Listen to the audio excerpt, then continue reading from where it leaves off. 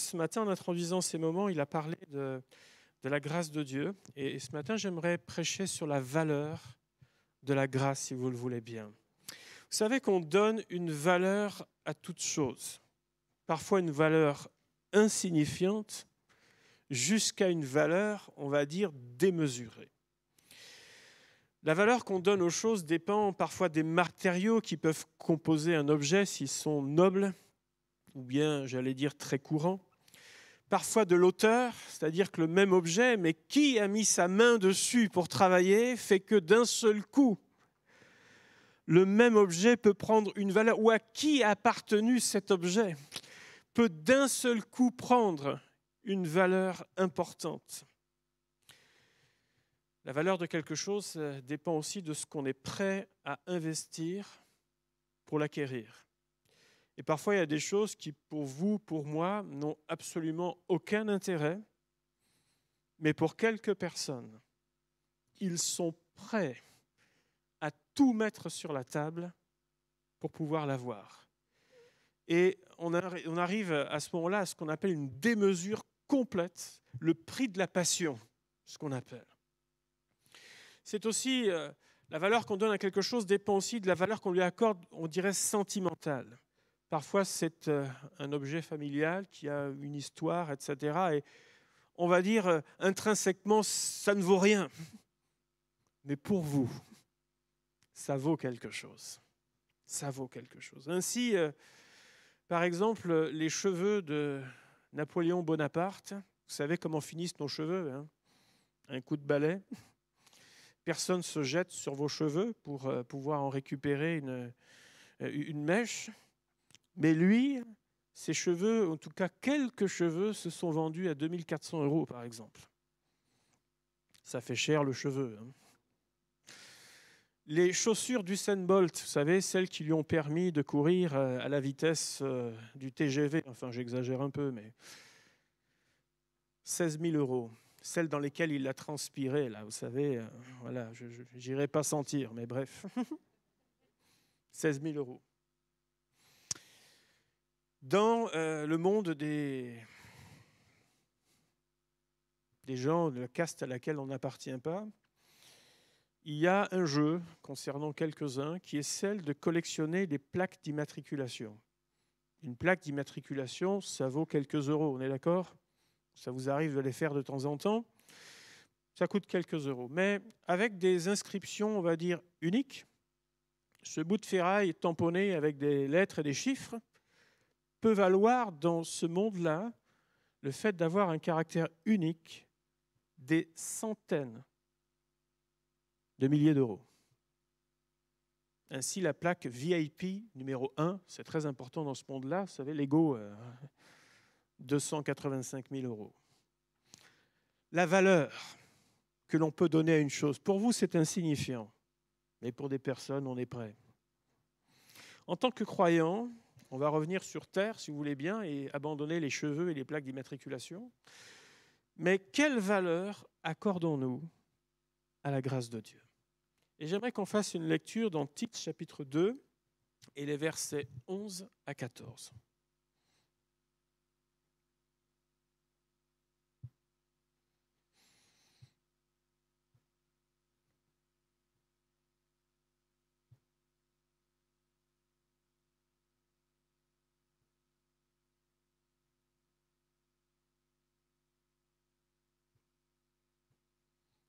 Voilà, Tite chapitre 2, versets 11 à 14. Voilà ce qui nous est dit.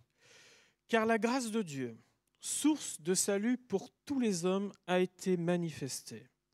Elle nous enseigne à renoncer à l'impiété et aux convoitises mondaines et à vivre dans le siècle présent selon la sagesse, la justice et la piété, en attendant la bienheureuse espérance et la manifestation de la gloire du grand Dieu et de notre Sauveur Jésus-Christ, qui s'est donné lui-même pour nous, afin de nous racheter de toute iniquité et de se faire un peuple qui lui appartienne, purifié par lui et zélé pour les bonnes œuvres.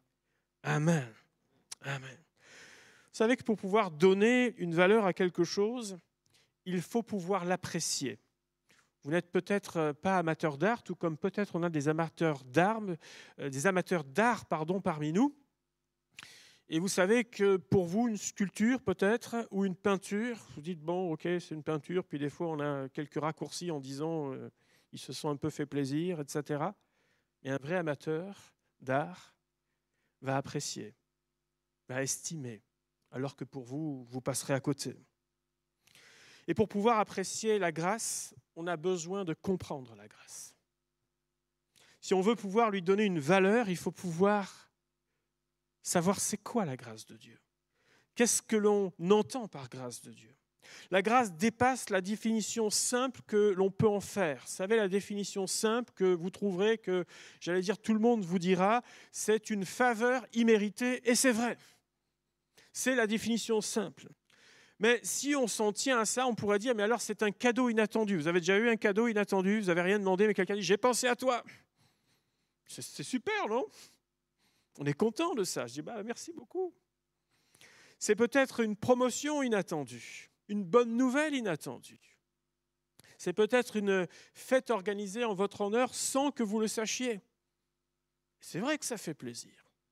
Mais est-ce qu'on peut résumer la grâce de Dieu ou la grâce de Dieu bibliquement parlant à quelques bonnes surprises dans la vie et dans notre chemin avec Dieu, à votre avis? Est-ce que vous ne pensez pas que c'est un peu réducteur de dire peut-être ce matin je vais me lever et j'aurai une grâce particulière de la part de Dieu? Est-ce qu'on peut résumer la grâce à ça? Ah non. On peut aller bien au-delà de cela. Vous connaissez tous le concept de la grâce présidentielle. C'est ce qu'on appelle l'ultime recours pour un condamné. Et pendant longtemps, dans tous les pays où il y avait la peine de mort, vous savez que c'était le seul moyen, lorsque la sentence était prononcée à un condamné, de pouvoir sortir de cela. C'est si le président ou le chef d'État dit « Ok, je gracie cette personne, cet homme, cette femme, j'écris tout ce qu'il faut » et ça fait autorité pour que cette personne, pour que la sanction ne soit pas exécutée. Une décision positive du président peut sauver la vie d'une personne.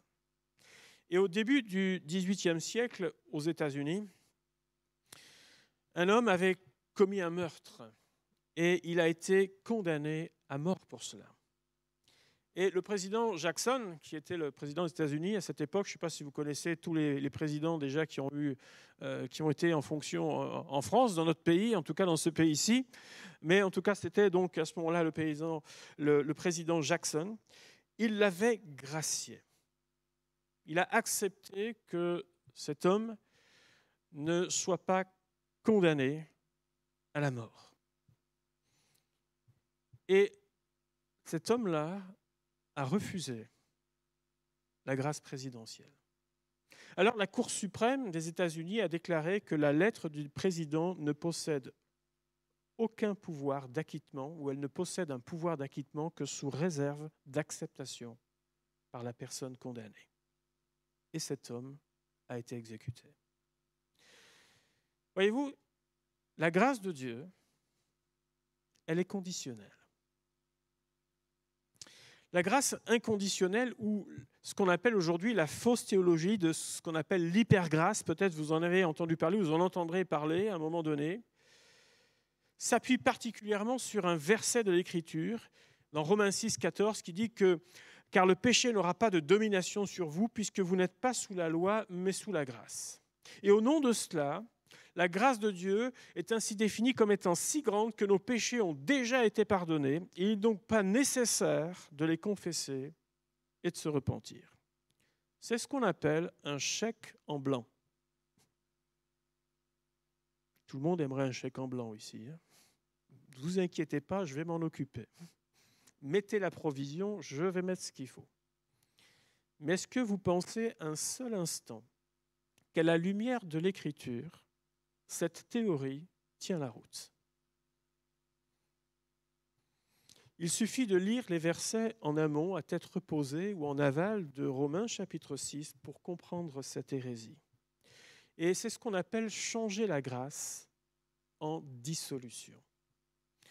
La Bible nous dit, et nous l'avons lu dans ce passage de Tite, que la grâce de Dieu a été manifestée. La grâce, elle est ancrée dans le cœur de Dieu. Elle a comme moteur son amour envers nous. Car Dieu a tant aimé le monde. Il nous a tant aimés. Chacun en particulier. Il nous a tant aimés. Faisons tout pour que, au travers de l'histoire, pour que nous soyons réconciliés avec lui. Dès la chute de l'homme, il a tout fait, toujours tendu la main pour que nous puissions à nouveau être en communion avec lui. Il a appelé, n'a cessé dans la Bible d'appeler, d'interpeller son peuple et ses enfants. Il lui a donné maintes et maintes occasions de se ressaisir et il continue de le faire aujourd'hui. Elle est présente, la grâce, dans toute l'histoire relatée dans la Bible, aussi bien l'Ancien Testament que le Nouveau Testament. Mais elle a été manifestée en la personne de Jésus-Christ. Or, vous le savez que il est celui qui est venu parmi les hommes. Et la Bible nous dit qu'il est la parole qui a été faite chair, qui a habité, qui est venue vers nous, pleine de grâce, nous dit la Bible, et de vérité. La grâce et la vérité. On ne dissocie pas les deux. La grâce est un don de Dieu. La grâce n'est pas faible, elle ne baigne pas dans le compromis. Elle ne déforme pas la nature de Dieu qui est un Dieu juste. C'est la raison pour laquelle Christ a payé le péché de l'humanité, notre péché sur la croix. Lui le juste pour des injustes, lui qui était non coupable pour des coupables que nous sommes ou que nous étions. La Bible nous dit dans ce passage que nous avons lu que notre Sauveur Jésus-Christ s'est donné lui-même pour nous afin de nous racheter de toute iniquité, de se faire un peuple qui lui appartienne, purifié par lui et zélé pour les bonnes œuvres. La grâce de Dieu ne peut pas être dissociée de l'œuvre de la croix. On ne peut pas la dissocier. La Bible nous dit que c'est par la grâce que vous êtes sauvés, par le moyen de la foi. Et cela ne vient pas de vous, c'est le don de Dieu. Et en cela, oui, c'est immérité. Oui, c'est immérité. Alors, parfois on aurait tendance à balayer, et dans toutes ces théologies de ce que j'appelle de l'hypergrâce, de ce qu'on appelle de l'hypergrâce aujourd'hui, on a tendance à rejeter l'Ancien Testament. Oh, mais ça c'est la loi, ça c'est l'Ancien Testament. Pauvre d'eux d'avoir vécu à ce moment-là. Mais pourquoi la loi est importante? Parce que la loi nous donne la connaissance du péché. Les commandements de Dieu ne sont pas là pour nous avilir, ils ne sont pas là pour nous maintenir sous un joug, sous une pression permanente, en train de dire hop, hop, hop, hop, hop. Comme s'il y avait un agent de police, vous savez, derrière chaque buisson, chaque carrefour, et puis avec un sifflet à la bouche. Et forcément, vous comme moi, dans la journée, vous savez que est-ce qu'on est dans les clous de la loi, dans tous les domaines, à tout moment? Il y a quelqu'un comme ça ici? Bon, on est d'accord.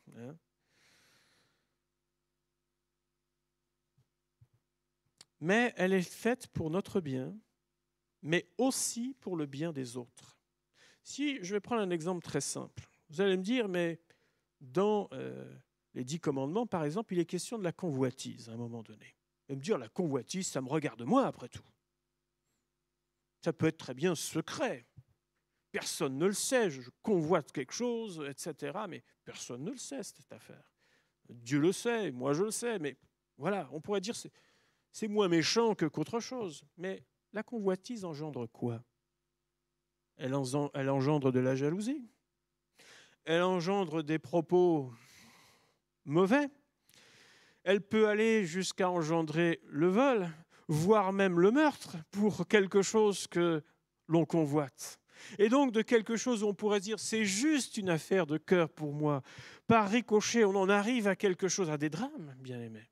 C'est la raison pour laquelle la Bible elle nous dit attention à ça. Parce que même ça qui peut te paraître à tes yeux anodin à côté d'autre chose peut devenir quelque chose de très malsain, de très mauvais dans ta vie. Or, pour pouvoir transgresser, il faut qu'il y ait des règles. S'il n'y a pas de règles, je ne transgresse rien. Je fais ce que je veux. Et la grâce est le moyen d'en sortir. La grâce ne fait pas de compromis, elle n'excuse pas le péché, mais la grâce ôte le péché. Dieu est le seul qui est capable de changer notre cœur. Il est le seul capable d'intervenir dans notre vie par rapport, on pourrait dire, à ce mal qui est incurable. Comprendre la grâce et comprendre aussi que la grâce est un chemin. Elle est conditionnelle concernant le péché parce qu'elle ne dépend plus de l'attitude de Dieu, mais elle dépend de notre réponse.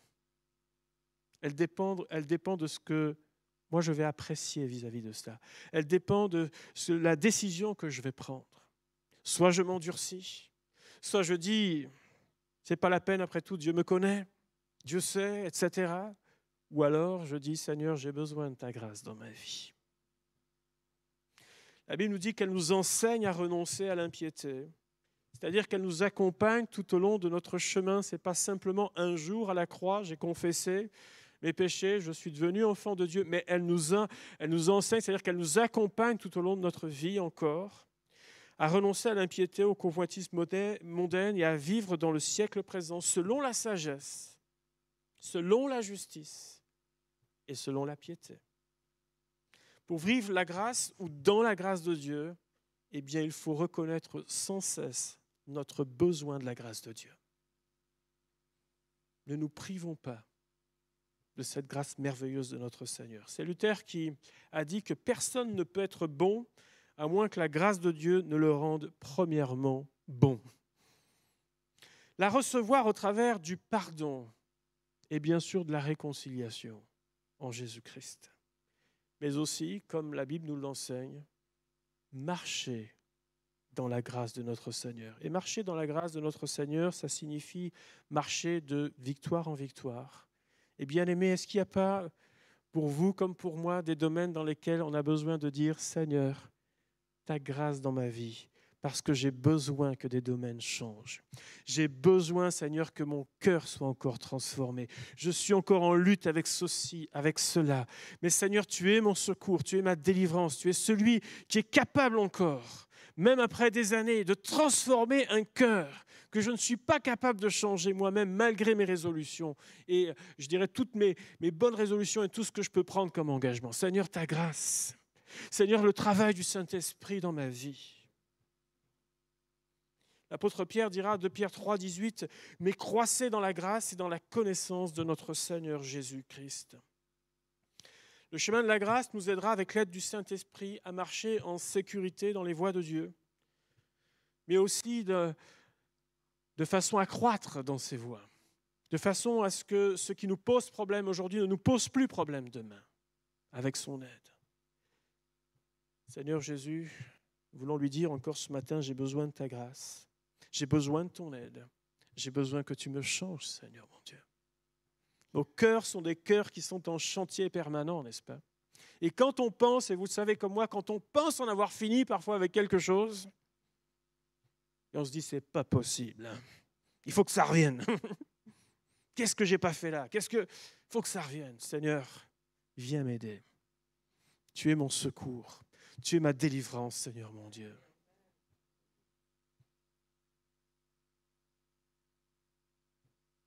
Puis il y a toute une autre dimension de la grâce, qui est la grâce de Dieu dans nos faiblesses et dans nos besoins.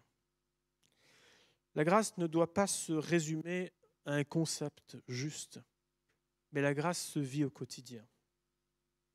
Jésus a dit, je suis le cep et vous êtes les sarments, et sans moi, vous ne pouvez rien faire.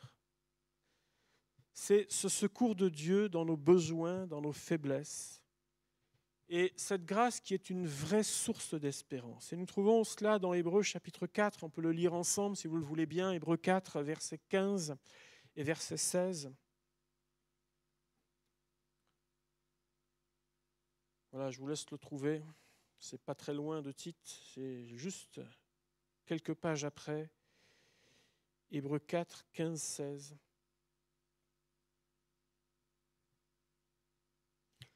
La Bible nous dit, car nous n'avons pas un souverain sacrificateur qui ne puisse compatir à nos faiblesses. Au contraire, Il a été tenté comme nous en toutes choses, sans commettre de péché. Approchons-nous donc avec assurance du trône de la grâce, afin d'obtenir miséricorde et de trouver grâce pour être secourus, non pas dans nos caprices, mais dans nos besoins.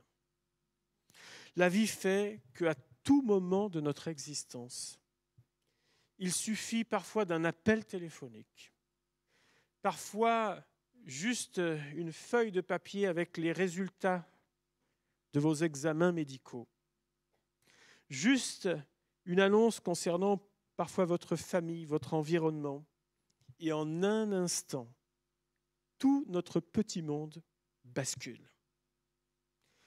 L'épreuve vient s'inviter sans que nous y soyons préparés. L'épreuve vient séjourner chez vous d'un seul coup, alors que tout semblait relativement bien se passer. C'est parfois soudain, c'est parfois même violent dans certaines vies. On n'a rien demandé, on n'a rien fait de mal, je dirais, plus que d'habitude. Parce que dans ces moments-là, on serait presque à remettre tout en question. Qu'est-ce que j'ai fait à Dieu ?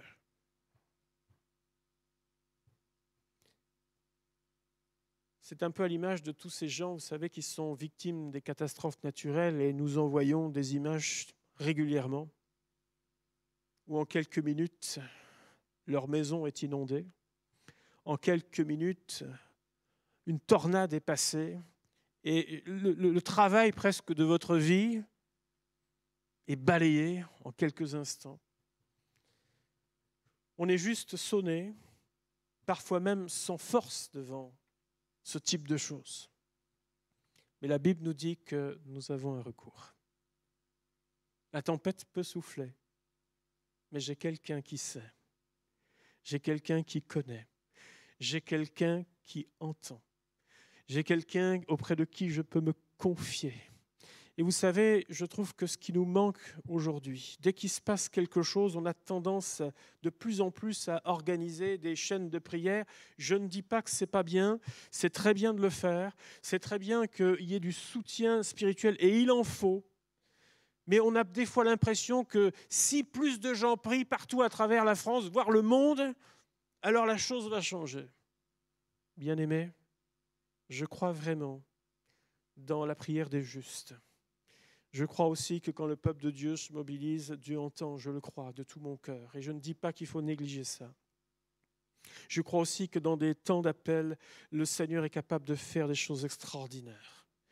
Mais je crois aussi que Dieu entend le cri de ses enfants. Je crois aussi que quand seul devant Dieu, on plie nos genoux, que personne ne le voit, et qu'on commence à déverser son cœur devant Dieu. Je crois aussi que Dieu entend dans ces moments-là. Et il me semble que de plus en plus, on a du mal à le faire.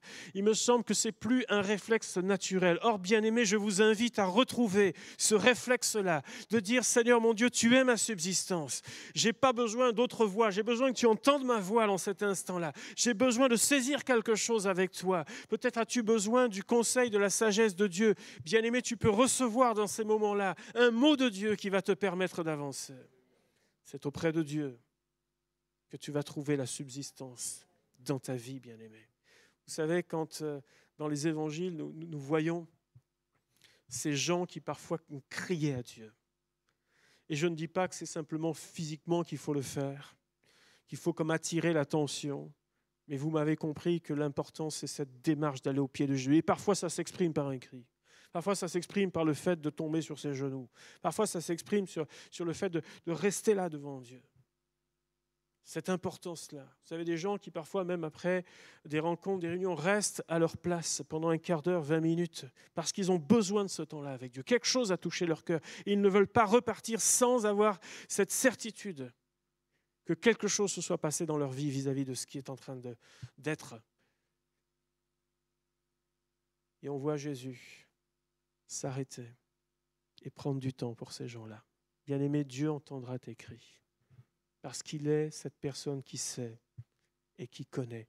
Et ça, c'est aussi la grâce de notre Dieu dans nos besoins, dans ce qu'on pourrait appeler nos galères, dans ce que l'on peut traverser dans nos questionnements, dans nos carrefours de vie, devant la violence de certains événements, le Dieu qui entend ta voix tout simplement, qui perce et qui est là.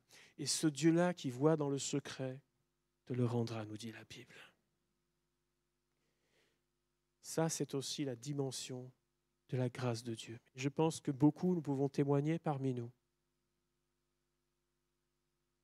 de cette grâce et de ce secours merveilleux de notre Seigneur. Non pas parce qu'on le mérite, non pas parce qu'on a mieux fait que les autres, non pas parce que notre vie est une copie parfaite, mais parce que Dieu a entendu le cri de son enfant. Que Dieu soit béni pour cela. Une dimension de la grâce de Dieu.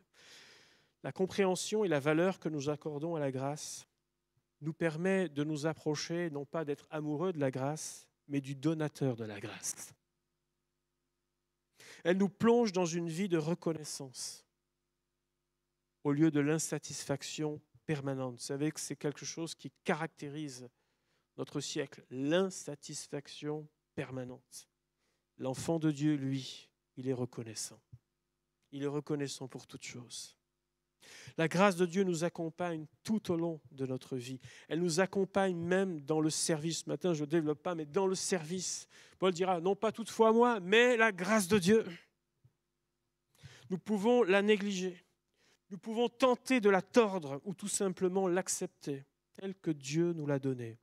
Cela ne dépend pas de Dieu, ça dépend de nous. Quelle valeur accordons-nous? Quelle valeur accordes-tu à la grâce de Dieu dans ta vie? As-tu besoin spécifiquement ce matin du secours et de la grâce de Dieu, particulièrement en ce moment dans ta vie? Bien-aimé, je t'amène à te tourner vers celui qui est la solution, vers celui qui a tout payé à la croix pour toi. Tu t'en sors pas, c'est la galère. Tes pensées sont en train d'aller dans un sens comme dans l'autre. Bien-aimé, je t'invite à un temps avec Jésus qui te cordera, comme nous dit la parole, la sagesse, qui t'apportera également cette piété que peut-être parfois tu perds au milieu de ce tourbillon. Bien-aimé, la grâce de Dieu te pousse à renforcer encore ta piété, c'est-à-dire ton attachement à notre Seigneur et Sauveur Jésus-Christ. Il est ta subsistance. Il est celui qui est au-dessus de tout. Et encore ce matin, tu peux saisir quelque chose de sa part, quelque chose de la victoire qu'il a acquise pour toi. Bien-aimé, ne passe pas à côté de ça, parce que Dieu te l'accorde, tout simplement. Et j'aimerais que ce matin, on puisse prier en toute simplicité.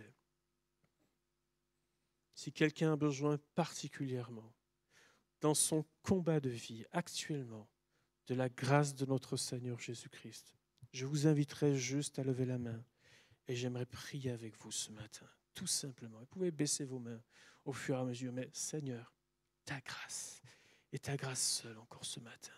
Est-ce que d'autres encore disent, Seigneur Jésus, j'ai besoin de cette grâce, Seigneur. Il y a quelque chose qui m'échappe, il y a quelque chose que je ne gère pas. Mais toi, tu es au-dessus de tout. Et j'ai besoin de ça dans ma vie. Seigneur mon Dieu, je veux te prier pour tous ces bien-aimés ce matin. Ta grâce envers nous n'a pas été vaine. Et nous voulons lui donner la valeur qu'elle a. Et surtout ce qu'elle t'a coûté, Seigneur notre Dieu. Nous ne voulons pas l'enlever de notre mémoire. Nous ne voulons pas enlever cet amour que tu as envers nous, puissant. Nous ne voulons pas enlever cette sollicitude que tu as. Et nous savons que lorsque nous accomplissons notre part, tu accomplis la tienne, Seigneur. Et je te prie pour tous ces bien-aimés qui sont peut-être en lutte, tous ces bien-aimés qui sont peut-être perdus en ce moment, tous ces bien-aimés qui ont du mal dans un domaine ou dans un autre, ceux qui sont vite rappelés à l'ordre de par leur nature, Seigneur notre Dieu. Ta grâce, Seigneur mon Dieu, le travail du Saint-Esprit dans la vie, afin de fortifier, afin de purifier, afin de transformer, afin de parler, Seigneur notre Dieu. Je te prie, Seigneur, que notre piété à tous soit encore ce matin renforcée, parce que tu es au-dessus de tout. Nous t'aimons de tout notre cœur, Seigneur, et nous voulons te prier de savoir apprécier ta grâce à sa juste valeur, Seigneur. Sois béni et sois remercié. Fais de nous des hommes, des femmes, des jeunes hommes, des jeunes filles qui ont un cœur reconnaissant, Seigneur. Sois loué au nom de Jésus. Amen.